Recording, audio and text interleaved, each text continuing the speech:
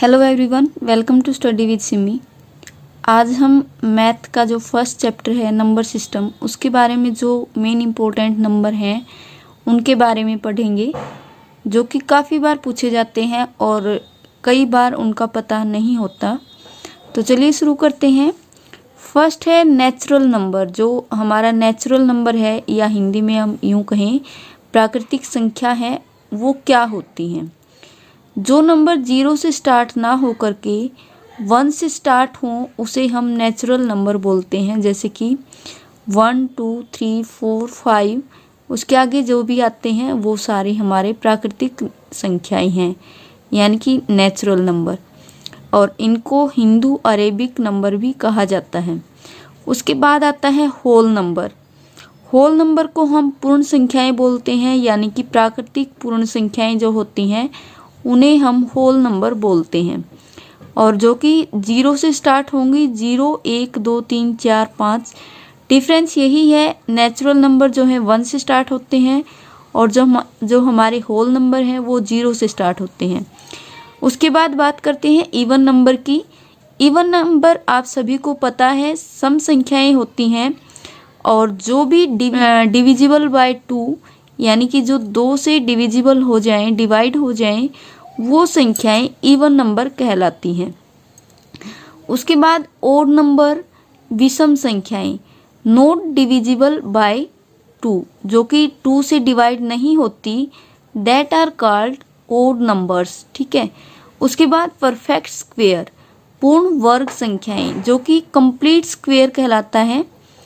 तो चलिए बात करते हैं कंप्लीट स्क्वेयर क्या होता है। 1 जो है 1 का कंप्लीट स्क्वेयर है, 4 2 का स्क्वेयर है, 9 3 का, जैसे इनके बीच में 5 है, 6 है, या फिर 7 8, ये किसी भी संख्या का पूर्ण वर्ग नहीं है। इसलिए पूर्ण वर्ग को हम कंप्लीट स्क्वेयर कहते हैं, परफेक्ट स्क्वेयर हम कह सकते हैं। पूर्ण वर्ग संख्याएं, यानी कि 2 का स्क्वेयर 4 है, 3 का स्क्वेयर 9 है, 4 का 16 है, 5 का 25, 6 का 36 और जो 49 है वो 7 का स्क्वेयर है।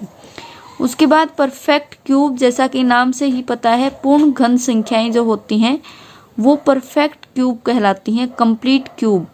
यानी कि जैसे 1 का क्यूब अगर हम बात करें तो 1 ही आएगा।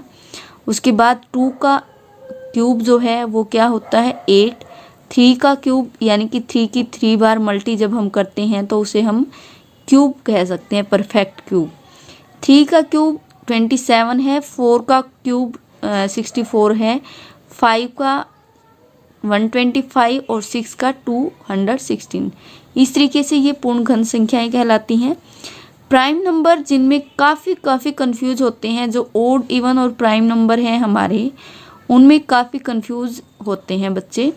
तो अभाज्य संख्याएं वो होती हैं जिनके सिर्फ और सिर्फ 2 फैक्टर होते हैं। ऐसी संख्याएं जिनके 2 ही गुणनखंड हों, केवल एक और स्वयं संख्या, यानी कि एक तो वो खुद होता है और उसके अलावा जो एक नंबर होता है वो उसका फैक्टर होता है।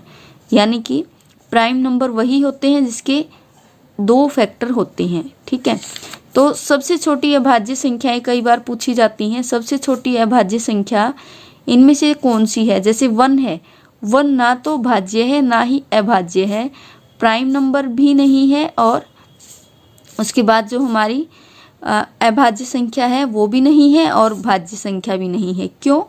क्योंकि 1 एक ऐसा फैक्टर है जो सिर्फ अपने आप से ही डिवाइड होता है और उसका कोई भी फैक्टर नहीं है।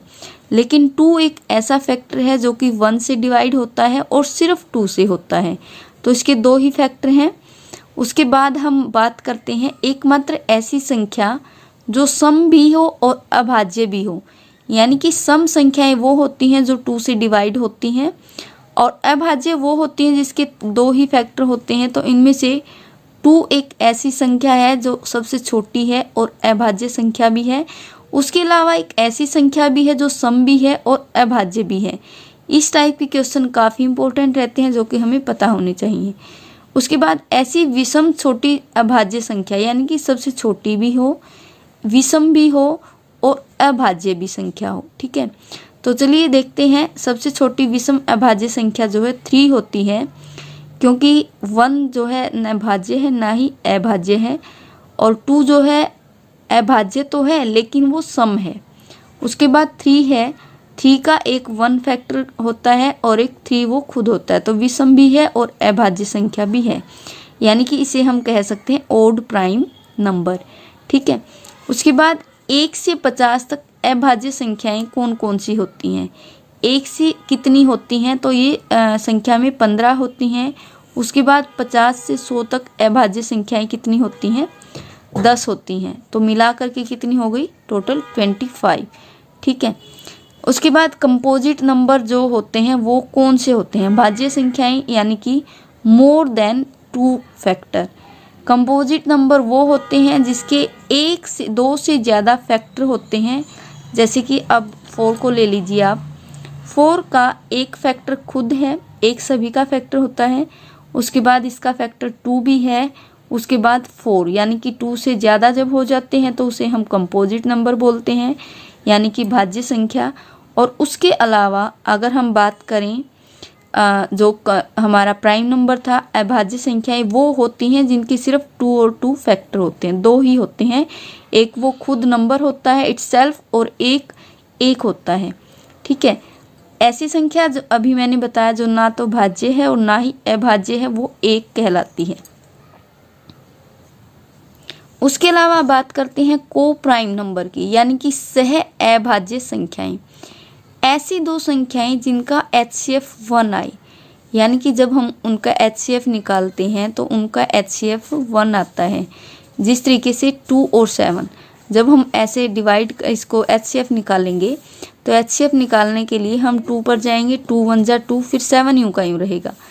और ऐसी संख्याएं जो दोनों एक नंबर से डिवाइड ना हो और उनका HCF लास्ट में जा कर के 1 निकले, तो वो क्या कहलाती हैं? को प्राइम नंबर, सह अभाज्य संख्याएं। जैसे कि 1 और 5 है, पहले 1 पे जाएंगे फिर हम 5 पे जाएंगे।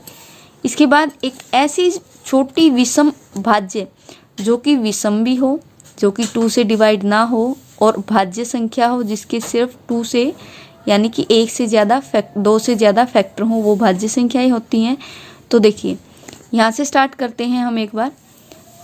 1 जो है, 1 तो ना भाज्य है ना ही अभाज्य है। 2 जो है वो एक सम संख्या भी है और एक अभाज्य भी है, उसके 2 ही फैक्टर हैं। 3, उसके बाद हम जाते हैं तो 3 5 7 11। इसके बाद 9 जो नंबर देखेंगे, 9 क्या है? एक विषम संख्या तो है ही, क्योंकि ये 2 से डिवाइड नहीं होती है, 3 से डिवाइड होती है। उसके अलावा इसके फैक्टर कितने हैं? 1 है, उसके बाद 3 है, फिर 9 है, यानी कि हम इसे बोल सकते हैं कि ये एक भाज्य संख्या है। तो सबसे छोटी है और विषम संख्या भी कहलाती है। ठीक है। उसके अलावा आप जब 1 2 3 4 5 6 यहाँ तक आप देख सकते हैं। देखिए 3 जो है क्या है? 3 एक हमारा अभाज्य संख्या है, क्योंकि इसके 2 फैक्टर हैं 1 और 3। ये भी अभाज्य संख्या है, ये भी अभाज्य है। 7 के बाद डायरेक्ट 9 ही आता है, जो कि हमारी विषम संख्या है और भाज्य है, वो अभाज्य नहीं है, क्योंकि इसके फैक्टर जो हैं 2 से ज़्यादा हैं। ठीक है।